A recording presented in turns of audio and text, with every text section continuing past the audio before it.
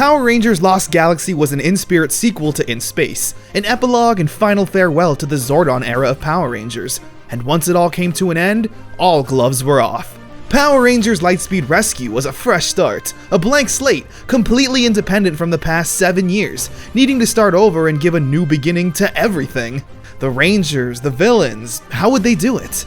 Maybe they'll just adapt the Sentai. QQ Sentai Go-Go 5 was the 23rd season of Super Sentai. It followed teenagers not only battling monsters, but rescuing and helping people in need, whether in their Ranger form or not. Heroes no matter the situation. This sounds like a pretty good idea.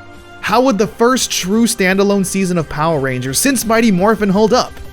Well, only one way to find out.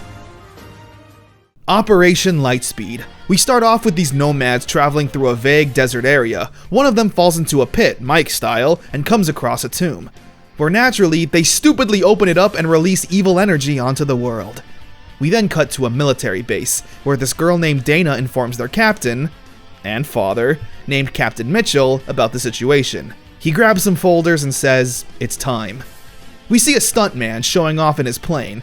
This is Joel Rawlings, aka the Sky Cowboy. While he's signing autographs, these men in suits show up and say he needs to come with them. Cut to another character, Kelsey Winslow, a rock climber, clearly not afraid of anything. When she makes it to the top of the mountain, same thing. The suits grab her. They then go to SeaWorld to enjoy themselves. Just kidding, they grab another man performing with the dolphins, Chad Lee. And with that, there's only one more man they need, a firefighter named Carter Grayson. Before they can grab him, he's busy saving a little girl from a burning building, fearlessly charging in to save her. During his rescue and before the building explodes, he notices something in the distance. When they make it out, Dana says she's a paramedic and will take care of the girl's injuries. We also then get a quick introduction to our villains, Diabolico, Loki, Vipra, and Baby Olympius. Cutting back to the teens, they get taken to an underwater headquarters, called Lightspeed Aquabase. Everyone's curious as to what's going on, with Joel especially being the most impatient. I don't know who you are, but this is illegal. This is kidnapping. Captain Mitchell then drops some lore on us. Mariner Bay, the city they all live in, was built on top of some ancient burial grounds. Many years ago, a powerful sage trapped these demons inside a chest. But it's recently been opened again, allowing the evil demons to roam free. And they want to take over Mariner Bay and build a demon palace on top of it. But this military group has been in charge overseeing the situation. Joel has the most understandable response. I heard you out. I think you're nuts. I'm out of here.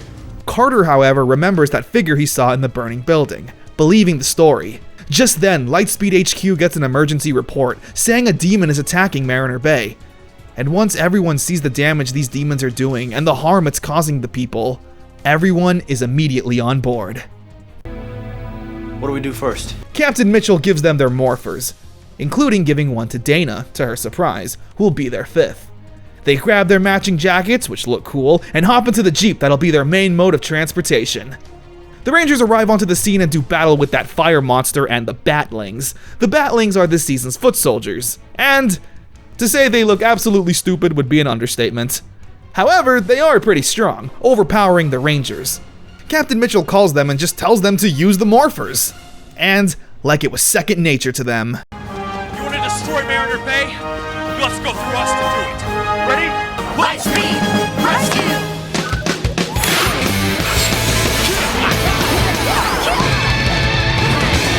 The Rangers morph into the Lightspeed Rescue Rangers. And the citizens are more than excited. The morphing sequence itself is alright. It kinda looks like SpongeBob crashing through the wall in that one scene, but I like it. Once morphed, the Rangers naturally lay the smack down on the Batlings. Seriously, the fight choreography is really insane here. They somehow stepped up their game. As for the costumes themselves, I'm not the biggest fan of them.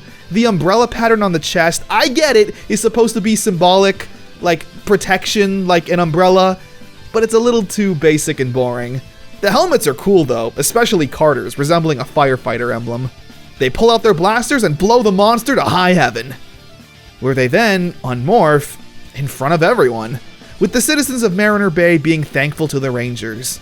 The episode ending with a job well done, but Captain Mitchell says now is not the time for celebrating. These demons now know that the Rangers exist, and they'll be coming for them even harder. Operation Lightspeed is a really good intro episode. It's like the first one since Mighty Morphin to not be a two-parter. And honestly, I kinda like it. Despite only being one episode, they set up these characters, villains, and personalities really strong from the get-go. Carter has a strong leader vibe that hasn't been present in a Red Ranger in a while, but he's a bit more nuanced. He's not afraid of danger and will do whatever it takes to do the right thing, but that means he's a bit hot-headed, as evidenced with him attempting to drive the Jeep into the monster, not thinking of the consequences. Dana is also fairly interesting. Being the captain's daughter, there's more she has to live up to and prove she's worthy of her spot. Joel, however, is the star so far. His cocky, jokey attitude is so charming. He plays the lovable a-hole so perfectly. He's arrogant, but not to the point where it's unlikable, considering he always has done the right thing when duty calls. As for Kelsey and Chad, they kinda suffer from just being there, but hey, it's only episode 1, maybe things will change. Captain Mitchell takes on the role of something we haven't had in the series for a while. A mentor. After Zordon in the first bit of Turbo, there wasn't a real mentor. And no, Demetria doesn't count. With Lightspeed Rescue being a military operation, it really opened up the door to some more interesting dynamics. For example, the Rangers just morphing out in broad daylight. Yeah, it makes sense. They're not vigilante teenagers fighting crime anymore. This is an official government operation, so it's fine for the public to know who they are. The villains also being demons is really cool because it's an in-lore explanation as to why they exist. They're not evil aliens that could have been affected by Zordon's Z-Wave. Now, let's talk about the Lightspeed Rescue theme song, shall we? I don't know how to say this, but it goes so hard, it's amazing! Sure, the main lyrics consist of the singer just saying, "Power Rangers, Lightspeed, Rescue!" But the song absolutely peaks when that guitar solo comes in. Yes! Power's on its way! Wow, I did a lot of yapping for one episode. Let's continue on and see where we go next. Lightspeed teamwork. We get another quick 20 seconds with the villains. The only lore we learn is that the demons are weak to water. That's why they can't just attack the Aqua Base. Also, Olympius is going to be Prince when he grows up. Meanwhile, back at the Aqua Base, Joel bumps into a scientist named Miss Fairweather, who he finds very attractive, trying to show off and mansplain about being a Power Ranger. This is called a morpher. You see, I'm the Green Ranger. Before he gets called for an important meeting, but instead goes off to buy flowers. It turns out Miss Fairweather is actually the head scientist and creator of all the Ranger tech at Lightspeed. She introduces their newest weapons, the Rail Rescues. Trains? A monster then attacks Mariner Bay, and it's a perfect time to test them out, with Joel showing up last minute to join in the fight. The Rail Rescues are this season's Zords, and personally, I'm just not a fan of regular vehicles turning into the Megazord. Similar to Turbo, it's just not my thing. But the episode itself is really good, having the focus be completely on the Megazords. They're not just built for battle, they're meant for rescuing and saving. For example, Joel's Zord is a plane that can carry the others and put out fires, and Carter's Zord is naturally a giant fire truck, where him and Kelsey use the ladder to go inside a burning building and rescue people in danger. Eventually the monster returns and the Rangers need to combine their vehicles and create the Lightspeed Megazord.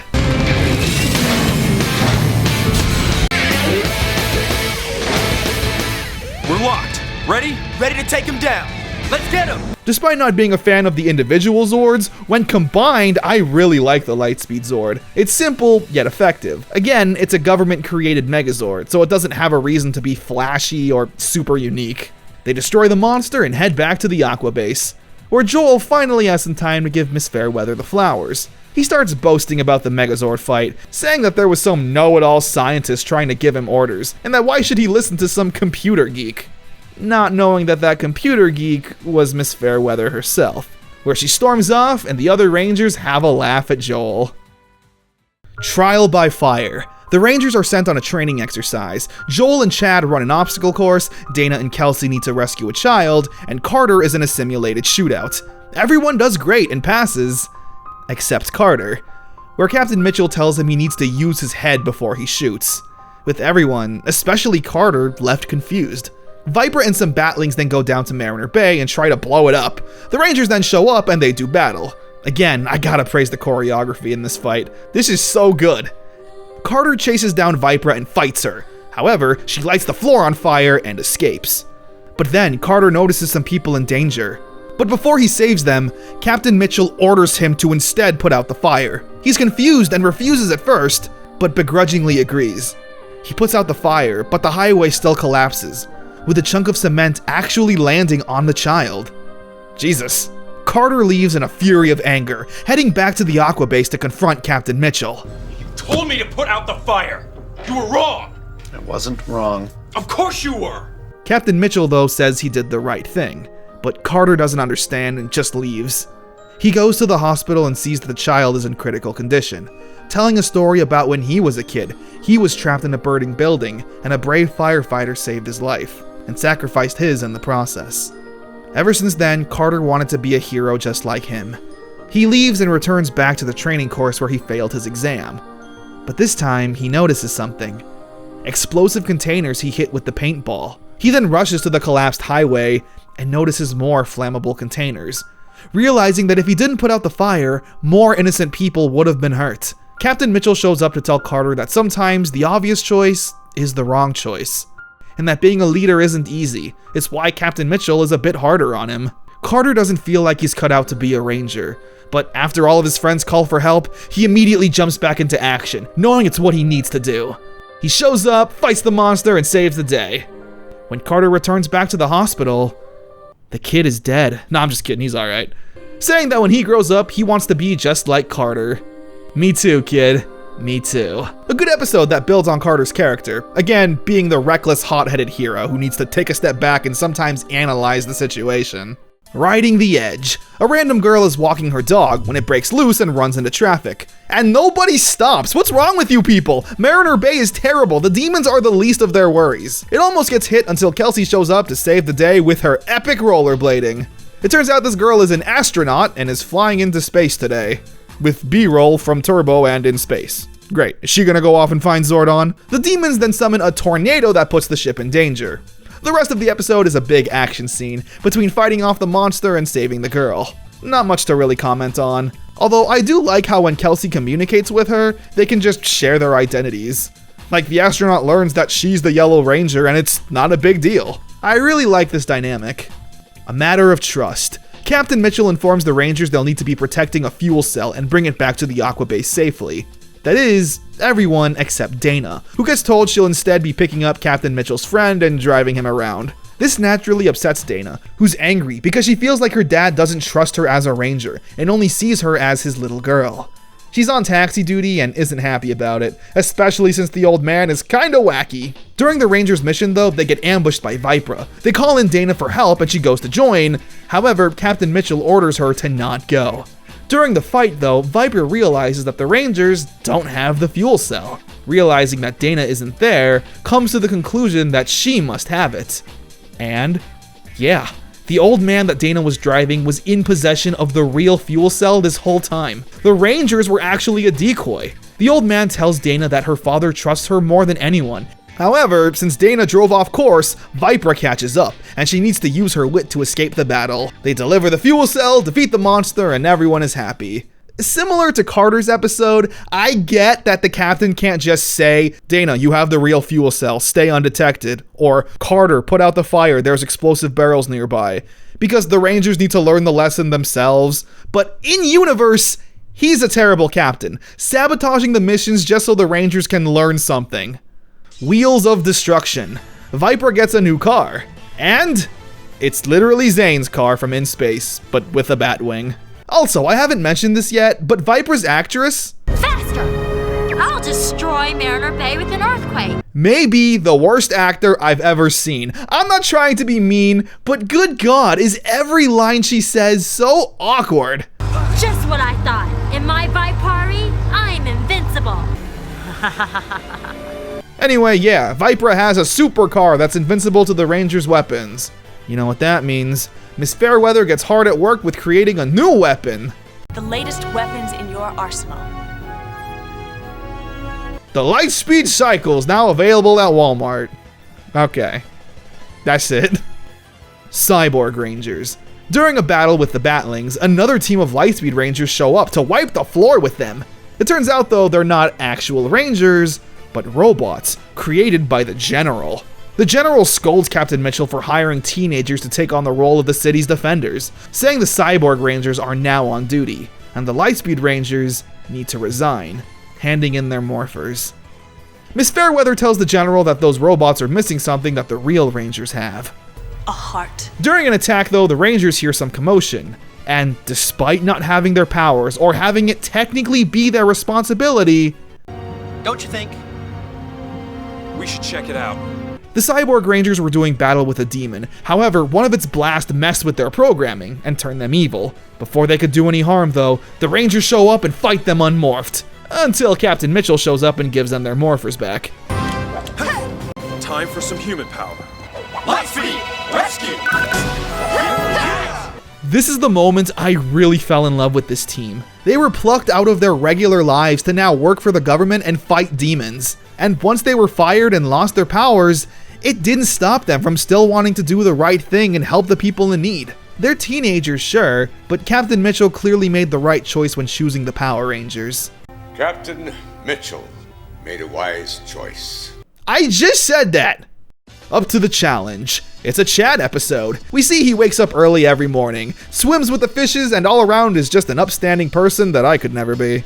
He offers to teach Kelsey some Tai Chi to control her sometimes strong emotions. During this though, some random guy pulls up on a motorcycle and challenges Chad to a fight. He has no history with him or anything. He's just a grade A hater, which again is perfect. He's just some random guy who's jealous of the Power Rangers, saying that Chad probably isn't so tough, which is super realistic. I mean, how many people do you know look at an MMA fighter and say, psh, he's weak, I could totally beat him up? Chad, however, turns it down, saying he doesn't have to prove himself to some random guy, while Kelsey's emotions start to get to her, telling Chad to just beat him up. The two get into a little skirmish, with Chad easily overpowering him, until the Rangers get called away to fight a monster.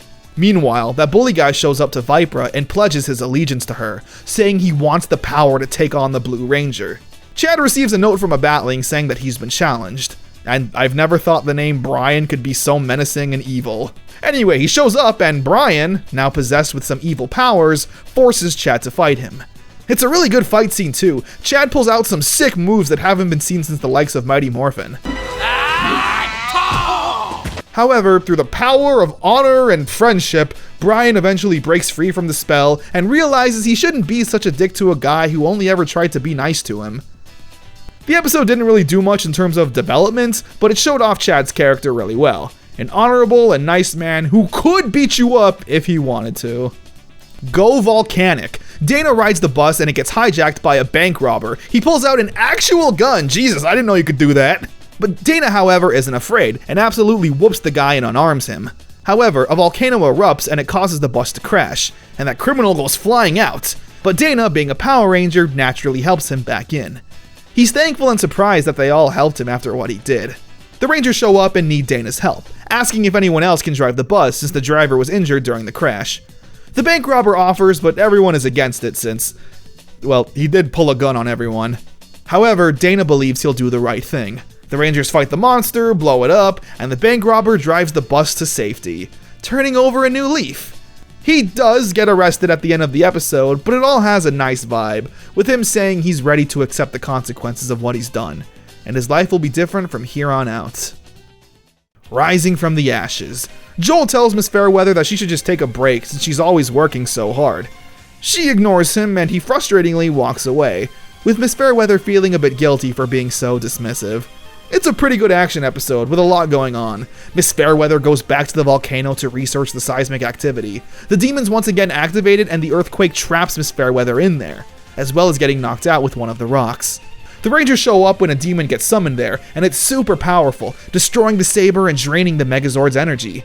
The Rangers are forced to retreat when they need to rescue Miss Fairweather so she can help fix the Zord. Joel, of course, is the first to volunteer. He bravely goes in unmorphed and rescues her from the cave. When she makes it back to the Aqua Base, she reveals some new tech, an upgrade to the Lightspeed Megazord.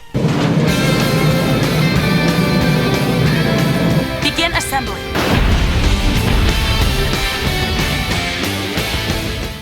The Super Train Megazord. That's kind of a stupid name, but this thing is giant, where it naturally blows them to high heavens. Miss Fairweather comes in to thank Joel for saving her, and that he's invited to dinner with her tonight. When he shows up though, all dressed up and carrying flowers, he realizes that everyone was invited. Oops, poor guy, I feel so bad for Joel. Now, so far, while Lightspeed Rescue has been really good, it's kind of felt like Mighty Morphin in terms of the episode formula. They're all self-contained monster of the day, moral of the week stuff. There hasn't really been a story or arc of any kind. Queen Banshira shows up sometimes in the form of a phantom, but nothing really progresses. Now don't get me wrong, Lightspeed handles the formula much better, with the episodes actually being interesting and having a focus on action, with the human stories feeling more serious, mature, and raw. However, we're about to enter our first actual story arc. From deep in the shadows, we see Carter experimenting with a new morpher. He yells out titanium power and tries to transform, but it's too powerful, with the morph failing and it taking a toll on his body. We then cut to Captain Mitchell's office, and Dana comes in with some cake. They're celebrating her brother's birthday, but he's unfortunately not with them anymore. The only hint we get as to what happened was that there was a car accident involved. Later that night though, somebody breaks into the Aqua base and steals the titanium morpher. The next morning, Viper attacks the city, and when the Rangers show up, she has a surprise for them.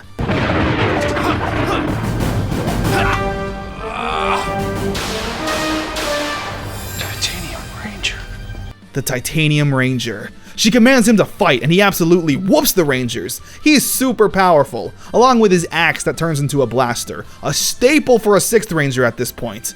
The entire episode is just the Titanium Ranger beating up on all 5 of the Lightspeed Rangers. And hey, it's been a while since we had an evil Ranger.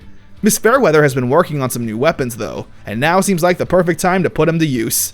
These are the V-Lancers. They double up as a lance and a blaster, with the finishing move so strong and flashy that it seemingly puts the Titanium Ranger down for the count. The blast, however, destroyed some of his visor. And just when the Rangers are about to shoot him again and put him down for good... Don't fire! What? Please repeat, sir. Hold your fire! Captain Mitchell tells them to not fire, and to leave. When the Rangers return back to the Aqua base, they're angry and confused as to what's going on. That's when Captain Mitchell tells them why he wanted them to stop. Because he's my son. Truth discovered. Captain Mitchell explains to everyone what happened the night he lost his son. They were driving home on a rainy night. Captain Mitchell checked on his kids for just a few seconds, and a semi-truck came barreling towards them. He avoided it, but the car flew off the cliff and exploded. However, Captain Mitchell was holding on to a tree branch, with Dana in his arms and his son, Ryan, holding on to his feet. They screamed for help, but no one heard. No one but Diabolico. He said he'll save the child for a price. Captain Mitchell obviously refuses, but when Ryan loses his grip and starts plummeting to his death, he desperately yells out for Diabolico to save him. He does, but says he won't see his son until his 20th birthday. Which just so happens to be today. Ryan starts attacking Mariner Bay, with everyone trying to formulate a plan, except Dana, who goes in by herself to try and speak to her brother. He doesn't listen and the two get into a fight, which, hey, that's just what siblings do. Her words partially get to him though, and Ryan runs away, leaving a monster behind for the Rangers to fight. Ryan though returns to the scene of the accident, where Captain Mitchell is also waiting. Ryan is under the belief that his father sacrificed him to save Dana. But we all know the truth. Captain Mitchell explains this to his son, but he doesn't want to listen, and tackles them both off the cliff, where Captain Mitchell once again grabs on the branch and saves his son's life. During this, Ryan starts getting flashbacks and remembers everything, but the branch starts to break, and Captain Mitchell says goodbye to his son, letting go so Ryan can live. But almost reactionary, Ryan jumps after his dad and morphs, grabbing him and taking the brunt of the fall. Captain Mitchell then apologizes to Ryan, saying he's sorry, and he would have sacrificed himself 100 times all those years ago if he could. Ryan stays silent, dropping the titanium morpher on the ground before leaving. He returns to the demon lair, saying he's done doing their bidding and walks away, Diabolico saying he'll pay for this. Ryan's destiny. Ryan shows up at the Aqua base with Captain Mitchell excited to see him, but he says he's not here to stay. Ryan doesn't know who he is. He was raised to be evil and that's all he's ever known. He's not sure if the hero life is for him. His father understands and gives Ryan a box, saying to open it when he finds out who he truly is. Diabolico then summons these 3 powerful monsters. They go around causing havoc and destruction, throwing feathers all over the city that will detonate at sundown. The Rangers are clearly overpowered and need some help. Meanwhile, Ryan plans on leaving the city to escape and discover himself. Before he gets on the bus though, he overhears the news talking about the exploding feathers. He immediately jumps into action and finds a child with a feather, throwing it out onto the busy highway where it explodes. Luckily though, no one was hurt. The kids thank him and say he's a hero. Ryan, in that moment, then knows who he truly is deep down. He opens up the box and sees the titanium morpher. He goes to the other Rangers and confronts the monsters. Titanium power!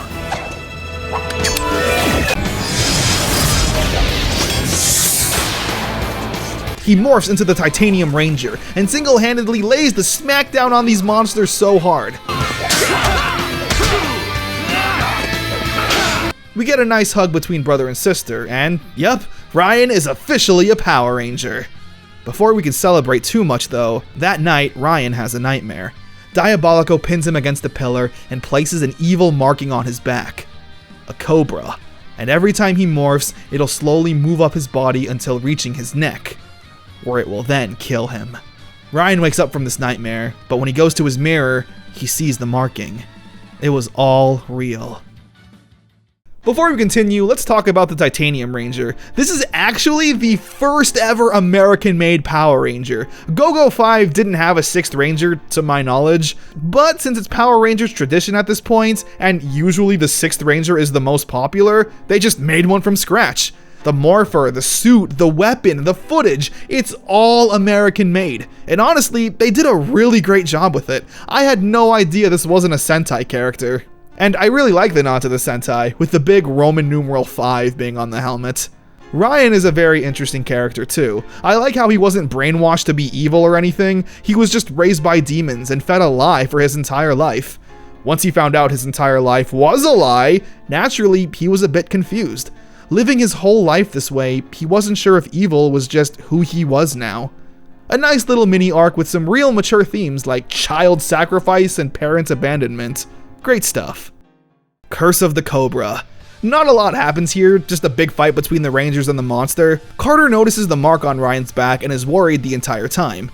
They fight, morph, and every time Ryan morphs, the snake moves closer and closer. The episode ending with Ryan explaining his situation to Carter, but Captain Mitchell overhears, benching Ryan from future fights, saying he lost him once and he's not gonna do it again. The strength of the sun. Miss Fairweather is working on a new Zord, but there's a problem. It needs the Titanium Ranger powers to operate it. Ryan overhears this and feels awful, especially when the Rangers get into a fight and could use his help.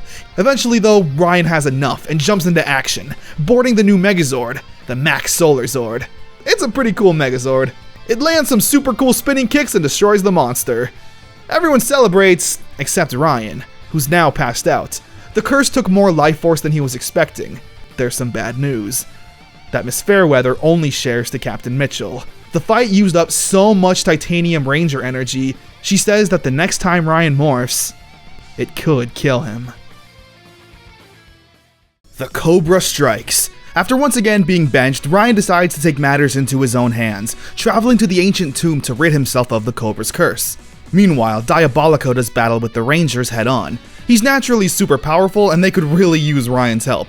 We also get a new weapon here, the Battle Boosters. Think of them like Andros' Battleizer. It pretty much just grants the Rangers a super powerful punch. When Ryan makes it deep into the tomb, his Cobra marking starts to react and it takes on a physical form, where Ryan uses his last morph to fight it. It's a super intense fight. His powers don't last long though, and he demorphs. And also rips off his shirt, come on now! He defeats the snake and is free to morph to his heart's content. Great timing too, since Diabolico is wreaking havoc on the Rangers. Ryan and the Solar Zord show up, and with their powers combined, defeat and destroy Diabolico. It's a pretty big deal and everyone celebrates, but not for long. Diabolico's star power, which was the source of his immense power, gets transferred to baby Olympius, and his cocoon enters Mariner Bay. Olympius ascends. Olympius, well, he ascends, having a new adult form, The Rangers morph and fight him, but Olympius is too powerful, not landing a single attack on him. However, he needs to retreat since his body isn't used to this newfound power. It's a really good episode showing off the Rangers' new threat. Olympius captures the other Rangers apart from Carter and shapeshifts into them, allowing him to sneak onto the Aqua base. Carter eventually saves the other Rangers and sends Olympius packing momentarily. A small victory in a grand war that's just begun. Face from the past. Captain Mitchell gives the Rangers the day off. How does that work? Like, if a demon attacks the city, they're just like, sorry boss, I'm chillin'. Everyone takes advantage of this vacation, apart from Carter, who's still training. Captain Mitchell joins him, and the two have some bonding time. Carter explaining why he always trains so hard. He wants to be like that firefighter who saved his life all those years ago. Yeah, I didn't think they'd bring that back up. Before the two can bond some more, a demon attacks a power plant. And of course, it just so happens that there was a field trip going on, and there's now tons of children trapped inside. Firefighters arrive on the scene and Captain Mitchell tells Carter and the Rangers to deal with the monster, while he goes in to save the kids. They destroy the monster and Captain Mitchell rescues everyone from the burning power plant. Everyone but one child, who's still inside. The power plant is on the verge of blowing up, but Captain Mitchell boldly runs back inside to save the little girl. Carter shows up moments later and follows suit. Captain Mitchell tells Carter to take the child outside while he stays behind to keep the room from collapsing. That's when Carter starts getting flashbacks. Before he could think about it too much though, they make it outside, before the plant explodes. Luckily, however, Captain Mitchell is okay. The episode ends with Carter going up to Captain Mitchell and asking him a simple question. It was you, wasn't it? You're the fireman who saved me when I was a kid. Yes, Carter. Man, small world. It's a super touching scene. Carter turns into a little kid again, thanking Captain Mitchell profusely, but Captain Mitchell says that whatever he did for Carter, Carter's paid it back to the people of Mariner Bay he saved over and over. It's a really touching episode that I didn't expect to have any follow-up back when it was mentioned in episode 2. The action was spectacular, both with the Ranger fighting stuff and the saving the kids. And the emotional bits are super powerful and mature. Another great episode. The Queen returns. Olympius and friends concoct a plan to summon Queen Bansheera to Earth. She can only be summoned every 1,000 years or so when all the planets align perfectly. There's not much else to really comment on though. The Rangers infiltrate the ritual and fight the demons. And then they manage to stop the full ritual. However, the Queen is now on Earth, just not as powerful as she could have been. But in time, she will. We cut to the Aqua base, and Ryan says that he's leaving. He says that the demons were captured once, and they could do it again. So he's going on a quest to figure out how to stop the demons. AKA, we used up the budget on the Titanium Ranger and can't film new scenes. See you again in episode whatever. The Omega Project. It turns out that an asteroid is heading straight for Earth! So the Rangers gotta board the asteroid and destroy it. That's pretty much it. There's this random kid who I guess is Joel's little brother, friend? I don't know. He's the one who discovered the asteroid and has to convince Lightspeed that it's real. Like, bro, what kind of operation are we running here if a 12-year-old has to show you that the city is in danger? The fifth crystal. So there's 5 powerful crystals that when brought together create a super powerful weapon. For some reason, they're not under any kind of real protection, and Viper manages to steal 4 of the 5. The 5th crystal, there's the title again, is under the ownership of Kelsey's grandma. She's a stuck-up rich lady who only cares about her wealth. It's an okay episode. It feels a lot like Mighty Morphin, juxtaposed to this dangerous, powerful crystal weapon and Kelsey's damaged relationship with her grandma. Is Kelsey's grandma in hockey gear fighting the monsters? Like, is this a serious episode or not? I don't know. The Chosen Path. Chad runs into his old karate master, who's disgusted with him, angry that Chad gave up being the sensei's protege to instead be a Power Ranger. Olympia sends down a monster who ends up fighting the master, but he absolutely whoops the monster. It's kind of a funny episode, honestly. Chad keeps trying to impress his master to gain his approval, but he blows him off every time. Eventually, the monster returns and asks the master to train him, even beating up some batlings to prove he's not evil. And the master accepts, training the monster to be his new protege just to rub it in Chad's face. It of course ends up being a trap, and when Chad shows up to help, the old man still doesn't want to accept it. So Chad does what any reasonable person would do, and beats up the old man until he's compliant. This somehow impresses the master, and now respects Chad, who shows up to fight the monster.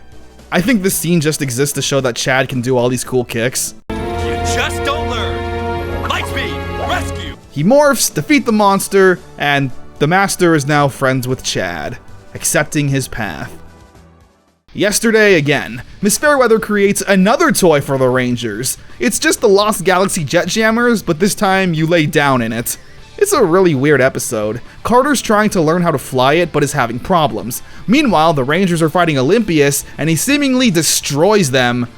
But we then cut to Carter, and he's living the same day again.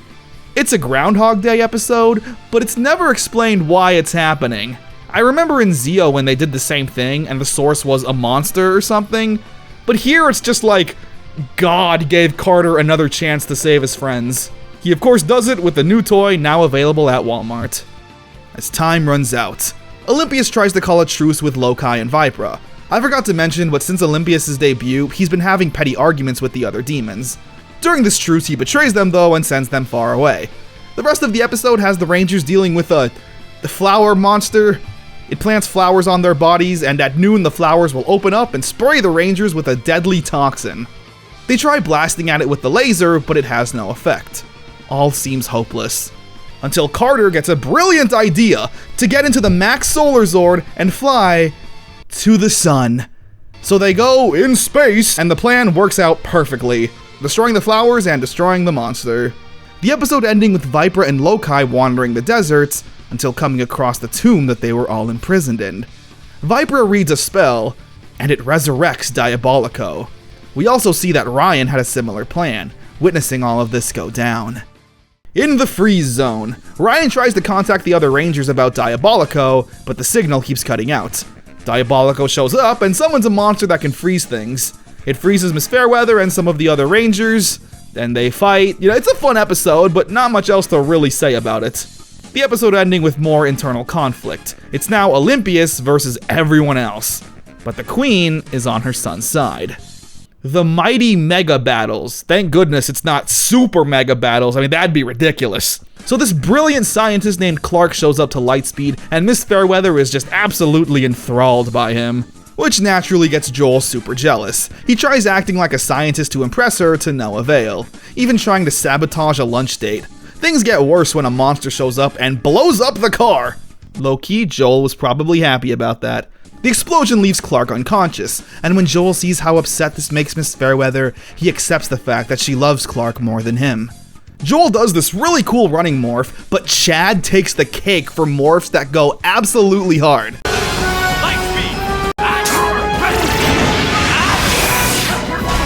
Miss Fairweather then tells the two to use their Mighty Mega Mode. They punch in the numbers on the battle boosters, and boom, 2 new toys for you, why not?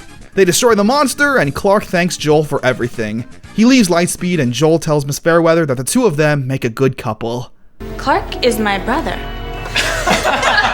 Although, in Joel's defense, the two of them did look a little too friendly on occasion. The Great Egg Caper. So there's this thief that Kelsey is trying to not make bad anymore. Didn't we already do this with Dana and the bus hijacker? It's pretty much the same thing, super filler, but we do get the Rangers in comically bad disguises, which I'm always for. Ocean Blue. Vipra saves a mermaid from danger, just roll with it, and it reaches Mariner Bay and sees the citizens throwing trash into the sea and polluting it. But Chad shows up and tells everyone to stop, even picking up the garbage himself, and the mermaid quickly develops a crush on Chad. Later on, the Aquabase needs some fixing, and during a malfunction, the mermaid saves Chad, where the two then share a moment. Aww. When the mermaid returns home, Vipra is there, deceiving her that she's her friend. Vipra gives the mermaid a box and tells her to give it to Chad, because whatever's inside will make him fall in love with her. When the mermaid hands over the box, it turns out to be a trap. The Rangers save him, defeat the monster, and when Chad finally tells the mermaid that now they can be together, she turns him down. Like, yo, you're the one who interjected yourself into Chad's life. You could have just loved him from afar. You can't trust nobody these days. But now, we've reached the new tradition in Power Rangers, the beloved crossover episode. To the 10th Power was pretty much peak Power Rangers at the time, so much so that YouTube copyright struck me and I had to edit it all out. Thanks, YouTube! But anyway, how would Lightspeed's team up compare? Let's find out. With Trakina's Revenge, Part 1. We kick things off on Miranoi, and Leo pulling the Quasar Saber from the stone. Hey, Mike did that, not you! He does battle with some hooded figures before they disappear.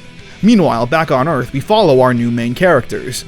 This little girl named Heather and her mom. They go to her dad's office to say hi. During their visit, Heather's mom gets abducted by those hooded figures, and then gets shrunk down and put into this device that's stealing hers and other people's life energy. The demon in charge is Tri-Skull, who's stealing energy for Queen Banshira. But when Olympius leaves, we see that he has a secret partnership with Trakina. Heather then runs downstairs to tell the receptionist what she saw, and the old lady, no joke, says, "There's no such thing as monsters." You have got to be kidding me. What world does this lady live in where she says there's no such thing as monsters? Idiot. And speaking of idiots, why are the monsters that totally do exist conduct this experiment and base of operations in a random office building? Tri-Skull then takes on a human form to steal Heather. She runs outside and Carter finds her. She tells him what happened, and there's a weird tension, like Carter also doesn't believe her, but of course he does, and he's gonna help get her mom back. Meanwhile, the other Rangers are driving and run into Leo. Hey, you're Leo. How do you know that? Leo's been on Miranoi since he became a Ranger. Whatever. They get ambushed by the Ghouls. Yeah, that's their names, very original. It's a pretty good fight, and especially with Leo unmorphed just relying on the saber. Meanwhile, Carter and Heather also get jumped by some ghouls, but they receive some backup. Kai and Maya. The classic duo of Kai and Maya. They beat up the ghouls and they all head back to the Aqua Base. Leo gives us a recap of Lost Galaxy's ending, but wait, it turns out Trakina somehow lived. And somehow teamed up with a demon who somehow serves her. Sure. Part 1 ends with the Lightspeed and Lost Galaxy Rangers heading back to Mariner Bay to do battle. But Heather wants to come. Carter rightfully tells her no, but for some reason, the other Rangers are like, come on man, let her come. And he goes with it. Sure, why not? Let's bring this little girl on a dangerous mission. What could possibly go wrong? No! That's why we don't bring her. Trakina's Revenge Part 2. The stupidity continues, so the Rangers need to clear out the office building so nobody working there gets hurt during their attack. So Carter tells Heather to go inside and sneakily pull the fire alarm. Or, hear me out, these government official Power Rangers go inside and tell everyone to leave under their order. Why are we doing this? Then both the Lost Galaxy and Lightspeed Rangers sneak into firefighter outfits to blend in so they can go inside? Again, this makes no sense. This is the one season where the secret identity stuff doesn't work. Oh yeah, but hey, Kendricks and Damon also pull out their sabers. Carter and Leo sneak off to do battle again with Tri-Skull. They put up a good fight, but ultimately get overpowered. They then sneak off again to rescue the prisoners. They get jumped by the ghouls, but this time they get saved by Kendricks and Damon. Trakina blasts them out of the building, and we get this really long sequence of the Rangers falling onto a crash pad. But finally, with all the Lightspeed and Lost Galaxy Rangers together, it's time. Guys, ready? Ready! Go! Galactic! Despite everything, this morphing sequence is so hype. And again, the transition from Lost Galaxy to Lightspeed is so crisp and delicious. Lightspeed! Rescue! They then proceed to lay the smackdown on the Batlings. But even this is ruined. For some reason, the camera is avoiding the Lost Galaxy Rangers. Every scene has the focus on the Lightspeed team, and I don't get it. How are you ruining this for me? Tri-Skull then uses the device on Trakina and turns her into a massive eldritch monster. I'll admit, this looks sick. The Lightspeed Rangers summon their Zord, but it's no match. The Galactabeasts then also show up on Earth, why not?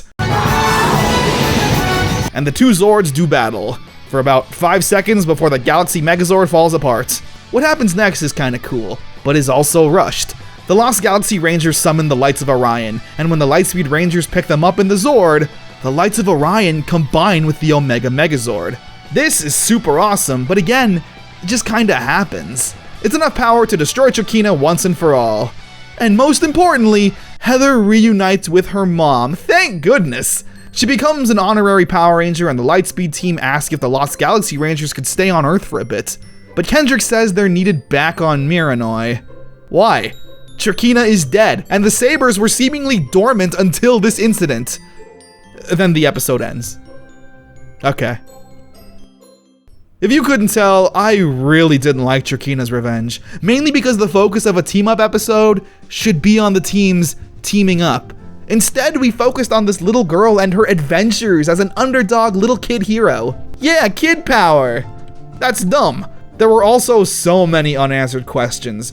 Why is Trakina on Earth of all places? Why in an office building? Why weren't all the Lost Galaxy Rangers together, etc.? The Rangers barely did any teaming up. To the 10th power was such a high but perfect bar. It continued the previous season's story while also progressing the current story. Both teams looked competent and powerful. Here though, all the Rangers played second fiddle to this kid. Nothing was really progressed. It was all a side mission that didn't affect Lightspeed or Lost Galaxy in any way. Seeing the old cast was great, but again, nobody did anything. Saban's patented greediness played a factor in the episode as well. Amy Roll, the actress who played Trakina, never appeared in the crossover.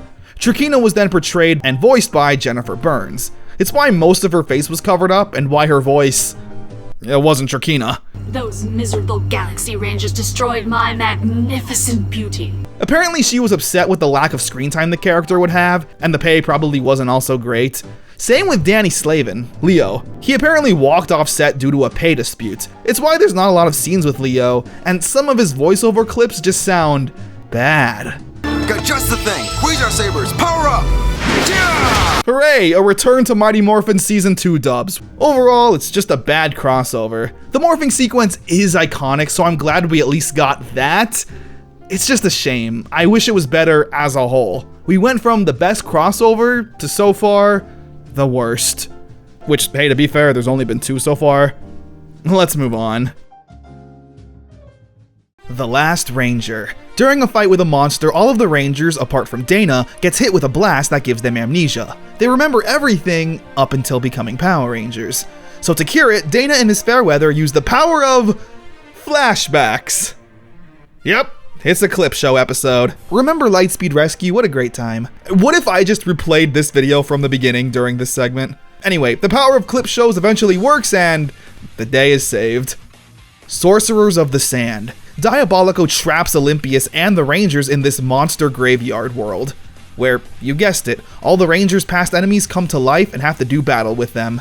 Meanwhile, Ryan finally makes some progress on his mission. He comes across a sorcerer and asks for his help with imprisoning the demons. They prepare for the ritual, but the sorcerer tells Ryan that his friends are in danger. So they use his magic to create a new spell that'll teleport the Rangers back to the human world. It's successful and they defeat the monster. But Olympius and Jinxer are still trapped in the demon graveyard, with no way out. Queen Banshira overhears Diabolico celebrating his trick. She's happy, saying Olympius was nothing but a failure since day 1. Jeez, what a bitch! The episode ends with Ryan and the sorcerer conducting the spell, but Diabolico recites one as well, countering the sorcerers, and turns him into dust, making Ryan's entire journey and trek completely worthless. Olympius Unbound. To break free from the monster graveyard, Olympius steals the life energy of every monster in it, granting him a new and more powerful form. Meanwhile, Captain Mitchell got hypnotized at a fair by a monster, and under the monster's hypnosis, commands Captain Mitchell to combine the star power artifact with Lightspeed's technology. This brings Olympius back to Earth. The Rangers summon the Zords and fight him, but his new form is too powerful. Its energy is coming from the star power inside Lightspeed. So, Miss Fairweather takes action by swinging an axe at it and shattering the star power into a million pieces, rendering Olympius vulnerable to the Rangers' attack, sending him fleeing once again. Neptune's daughter. The Rangers are having a fun day at the beach, apart from Chad. He's sad because he misses Marina. The mermaid girl? I never even mentioned her name in that episode because I thought she was a one-off. Anyway, while Olympius is healing up, Diabolico sends some fish monsters to steal King Neptune's trident. The demons get a hold of it and use it to rid the power of Earth's water. Or at least the running water, which isn't that big of a deal. It just so happens that Marina is King Neptune's daughter, and the first thing she does is grow legs and ask Chad for help. This is a toxic woman, you say no! He says yes. They fight the monster, Chad fights for her honor, and they retrieve the trident. The episode ending with Marina saying that they can't be together again. But Chad says while she's here and has human legs, they can spend some time together. And since I just want this story to be over and Chad to have a happy ending, he gets it. Web War. Diabolico summons a spider monster, and they do that damn thing where they show real-life spiders in up-close shots, just random tarantulas walking around. Why? I hate this. Skipped. Well, no, I can't really skip it, because the episode ends with another battleizer mode for Carter, in which he wears his motorcycle, also gets skis on the concrete. These battleizers are getting worse and worse. I know it'll look fine as a toy, but what are we doing? Andros's looked a little bit ridiculous, but compared to Leo's and this, it's an absolute masterpiece. In the limelight.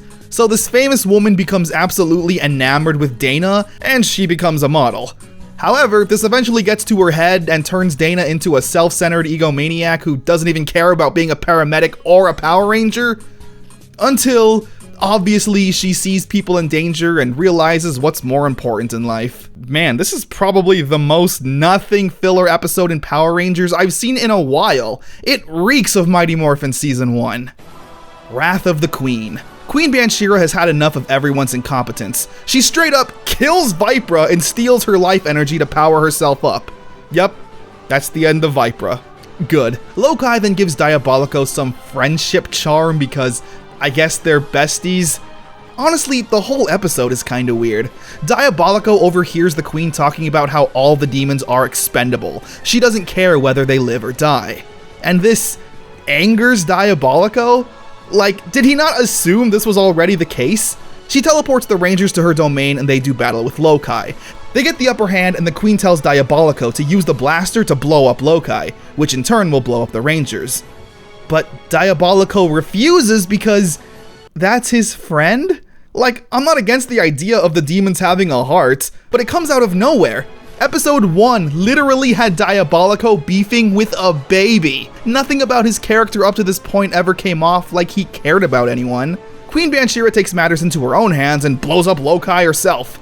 In his last few moments of life, him and Diabolico share their gratitude with each other.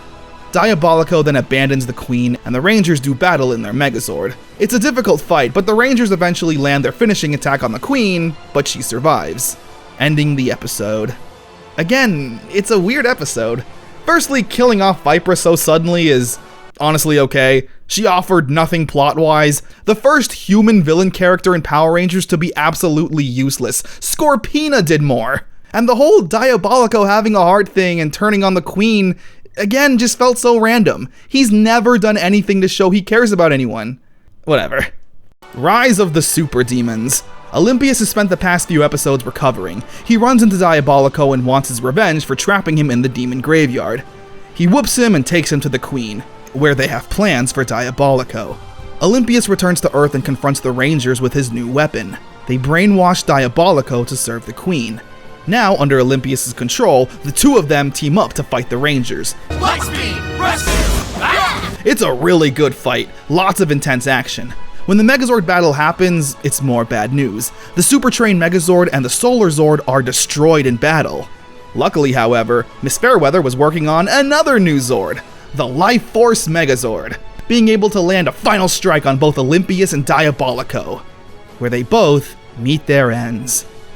The episode ending with Jinxer about to be absorbed into the Queen, but he says he planted a Batlings card on the Megazord, meaning whenever the Zord heads back to the Aqua Base, a horde of Batlings will be summoned and they'll attack Lightspeed.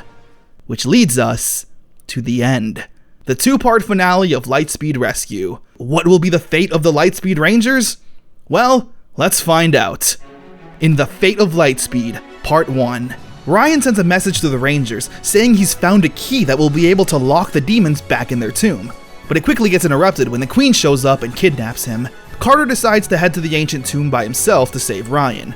Meanwhile, though, the card activates, and tons of Batlings are now inside the Aqua Base. It's a very intense invasion. Similar to Turbo's ending, the Batlings start trashing the place, beating up the security, employees, and trashing the equipment.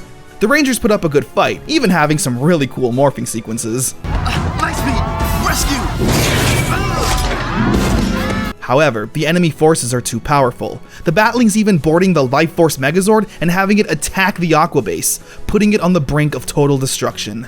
All the power is shut down and everyone is trapped inside, with Captain Mitchell reflecting on everything, seeing their life's work soon sit at the bottom of an ocean.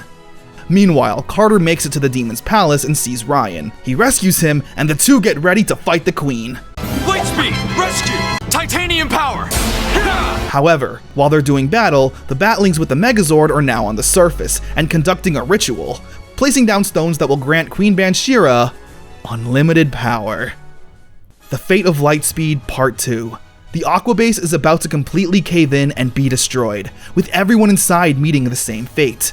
However, there is a submarine that the Rangers, Captain Mitchell, and Miss Fairweather can take to safety. They swim to it and it's still miraculously functional.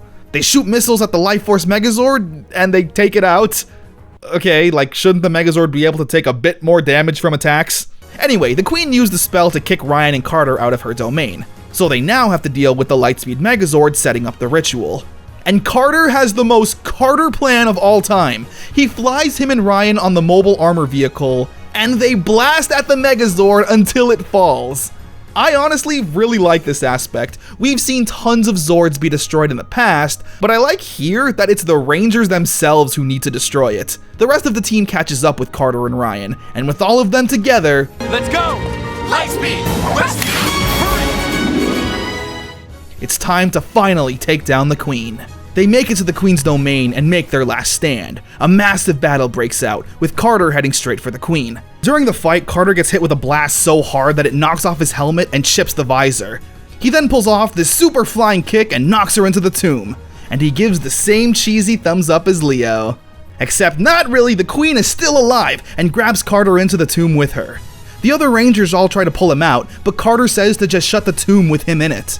Just then though, the ghost of Diabolico shows up and the Queen orders him to help. And he does. Blasting at the Queen where she gets mauled. Jesus, if this were any more mature, they definitely would be tearing her limb from limb.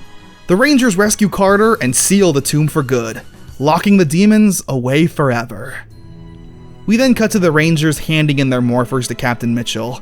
Their mission is finally complete. The demons are gone and they can return back to their normal lives. Even Joel finally gets his date with Miss Fairweather. Before anyone can celebrate though, a fire truck drives by and the Rangers spot a fire in the distance. And without any hesitation, Hey! You forgot these!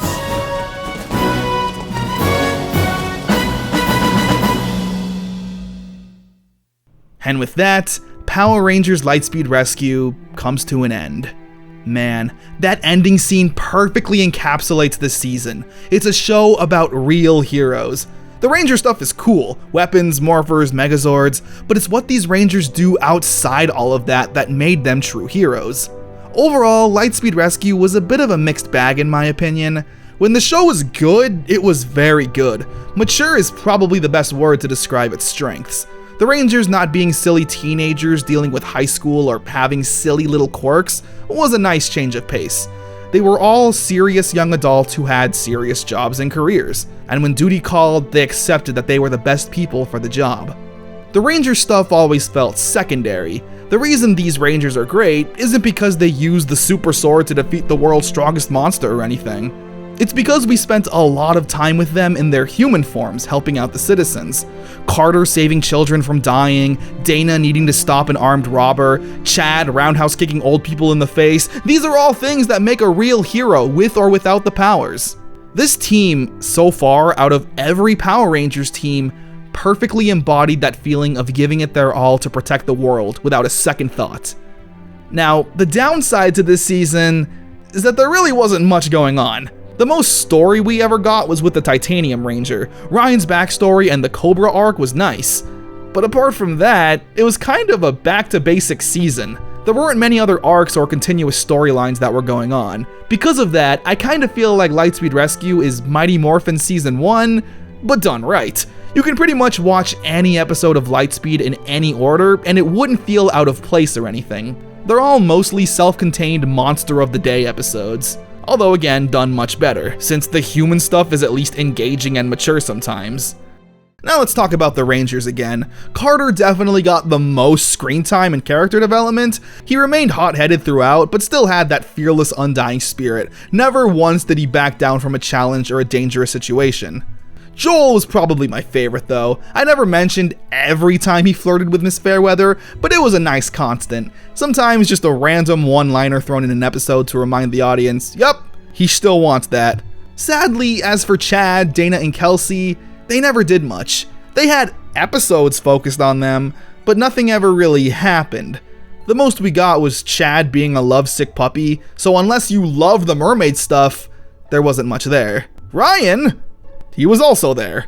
Again, his arc was amazing and super mature, but as quickly as he came, he went. I guess that's just what happens when you have to use original footage. Sometimes it's cheaper to just do nothing at all. I feel bad for not saying as much for Dana and Kelsey, but hey, speaking of sexism, this is the first season of Power Rangers I've noticed to fully embrace the little boy market, because only Carter, Joel, and Chad got battleizer modes. A similar thing happened in Lost Galaxy with Kendrix and Maya not getting motorcycles, but hey, at least they got the Lights of Orion. Kelsey and Dana never got anything.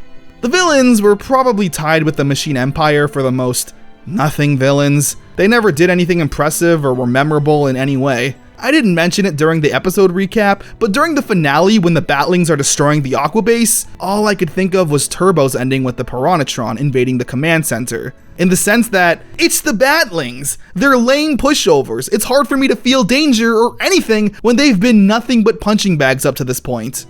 Despite everything though, Power Rangers Lightspeed Rescue is still a fantastic season.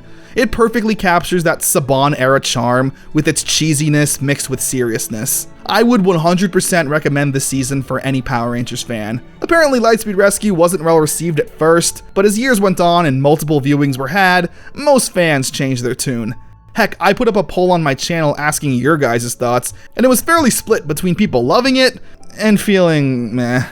So I hope I was able to show some love to this season. Now, as much as I enjoyed Lightspeed Rescue, flaws and all, the next season is definitely something special. So, get comfortable, and I'll see you all next time, because it's time for Time Force!